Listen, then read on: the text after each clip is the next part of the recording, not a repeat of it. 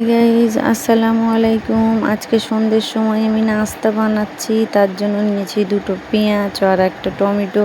ভালোভাবে এগুলোকে ছোট ছোট করে কেটে নিচ্ছি। আমি বানাবো ওটসের রুটি।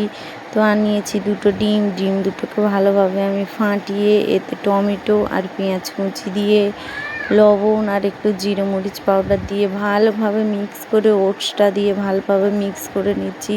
এরকমভাবে খেতে দারুণ লাগে আর আমার ছেলেমেয়েরাও পছন্দ করে, আর আমিও ওদের সঙ্গে একটু খাই, তার জন্যই বানাচ্ছি আর কি।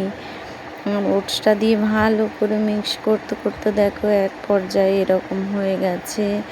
এবারে আমি একে চাটুতে দিয়ে দিচ্ছি, একটু হালকা করে তেল দিচ্ছি। আমি বেশি তেল খাই না, অল্পই তেল খাই। বেশি তেল খায় শরীরের পক্ষে ক্ষতি, ভালো না মোটেই। তাই আমি তেলটা খুব কমই ইউজ করি, রান্নাতেও কম ইউজ করি।